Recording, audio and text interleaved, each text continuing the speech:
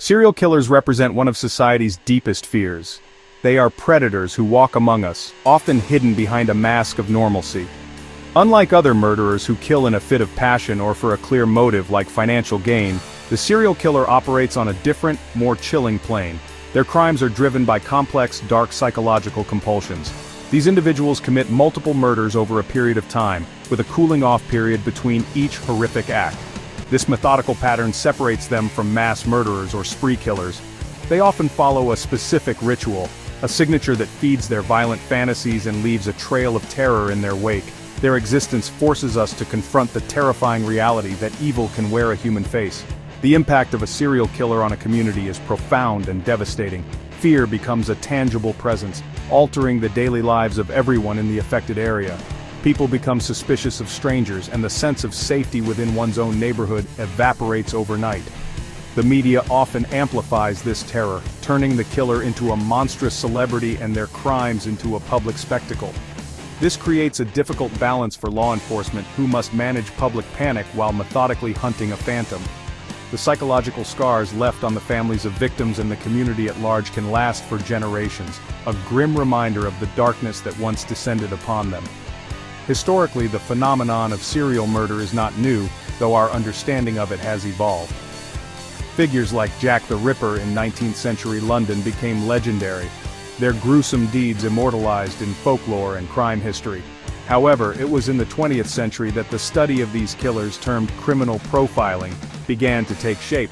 The FBI's behavioral science unit pioneered methods to understand the minds of these predators, analyzing their patterns, motives, and backgrounds. This work helped to demystify the monster, transforming it from a supernatural boogeyman into a subject of scientific and psychological inquiry, albeit a deeply disturbing one.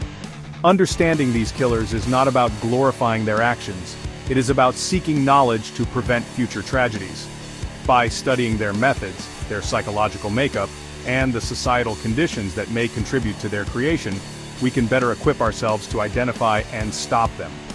Each case provides grim but valuable lessons for law enforcement, psychologists, and society as a whole. The stories of these killers are cautionary tales, stark warnings about the potential for extreme violence that lurks within the human condition. They remind us of the constant vigilance required to protect the innocent from those who hunt in the shadows. When discussing serial killers, names like Ted Bundy or John Wayne Gacy often come to mind. However, the man believed to hold the grisly title of the most prolific serial killer in modern history is Pedro Alonso López.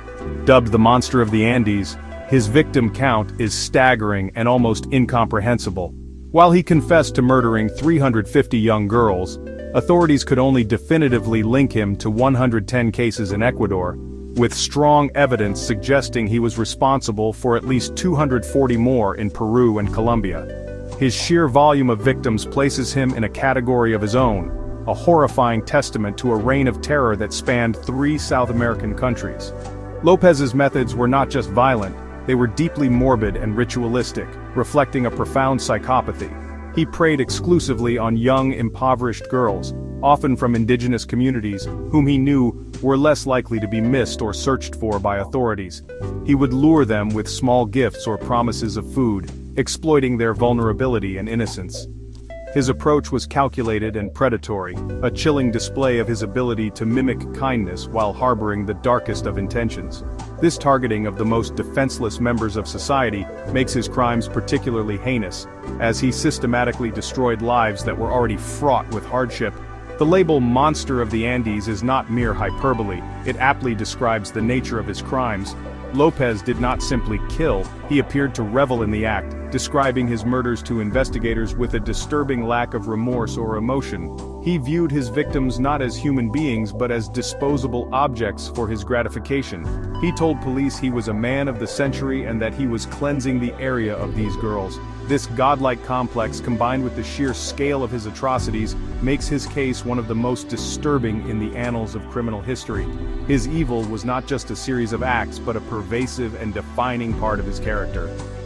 López's twisted psyche was shaped by a brutal and abusive childhood. Born in Colombia in 1948, he was reportedly caught molesting his younger sister at the age of 8, and was subsequently thrown out of his home by his mother.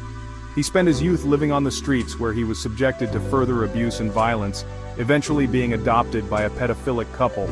This early life of trauma and degradation undoubtedly warped his view of the world and humanity, planting the seeds for the monstrous predator he would become. While it does not excuse his actions, his background provides a chilling glimpse into the cycle of abuse that can create such a prolific killer. Pedro López's killing spree began in the early 1970s and spanned a vast geographical area, making him an incredibly difficult predator to track. His reign of terror started in Peru, where he claims to have murdered around 100 girls. He targeted native tribes, particularly the Ayacucho people, exploiting their isolation and the lack of official oversight in these remote regions. After being captured by an indigenous tribe and nearly executed for attempting to abduct a young girl, he was handed over to Peruvian missionaries who, in turn, gave him to the police. Unbelievably, he was deported to Colombia without being tried for the murders he had committed, allowing his bloody journey to continue.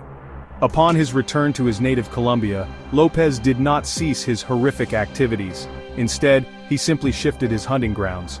Between 1973 and 1978, he continued his spree, preying on vulnerable girls across the country. His nomadic lifestyle was a key element of his evasion strategy. He moved constantly, never staying in one place long enough to draw significant attention, or allow local police forces to connect the growing number of disappearances. He was a ghost, leaving a trail of death and heartbroken families behind him as he drifted from one town to the next, always searching for his next victim and a new place to commit his unspeakable acts. The final and most documented chapter of his murderous travels took place in Ecuador. He arrived there in 1978, and his rate of killing seemed to accelerate. He later confessed to murdering 3 to 4 girls per week in the country. It was here that his pattern became most apparent.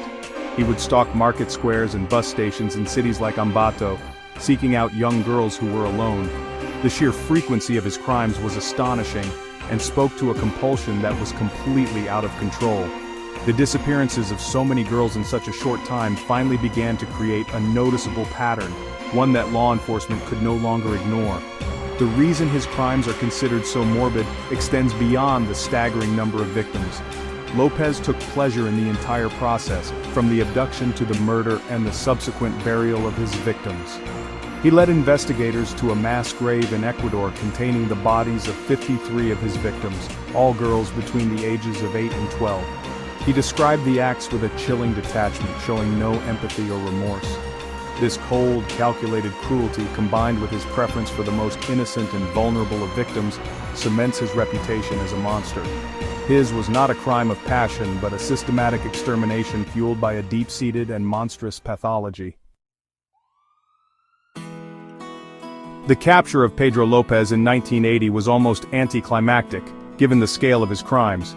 He was caught in Ambato, Ecuador, not through brilliant detective work, but because a failed abduction attempt was thwarted by market vendors. When a young girl he tried to lure away screamed for help, local sellers subdued him and held him for the police. It was only after his arrest that the true scope of his horrors began to surface. During interrogation, he calmly confessed to hundreds of murders across 3 countries, treating his life's work of slaughter as a matter-of-fact accounting. His confession led police to the mass grave that confirmed at least a portion of his horrifying claims. Despite the evidence and his detailed confession, the aftermath of his capture was fraught with controversy and a stunning failure of the justice system. López was convicted in Ecuador for the 110 murders proven to have occurred there and was sentenced to 16 years in prison, the maximum penalty allowed by Ecuadorian law at the time.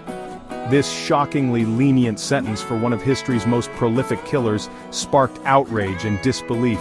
He served his time in an Ecuadorian prison before being transferred to a psychiatric hospital where he was deemed sane in 1994. The system that was meant to deliver justice seemed utterly incapable of dealing with a criminal of his magnitude. The most chilling part of the story came in 1998. After serving just 14 years, Pedro López was released from the psychiatric hospital in Colombia, where he had been extradited.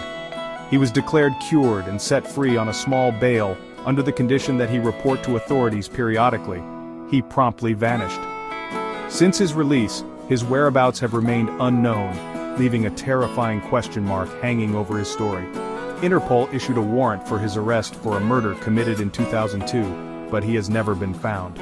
The man who murdered hundreds of children may still be walking free, a ghost who disappeared back into the shadows. The legacy of Pedro López is a grim and cautionary one.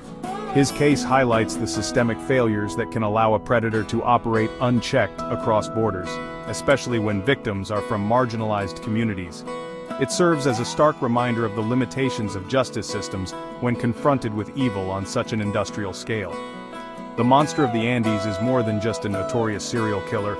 He is a symbol of the ultimate terror, a prolific, remorseless murderer who, after a brief period of incarceration, was released back into the world.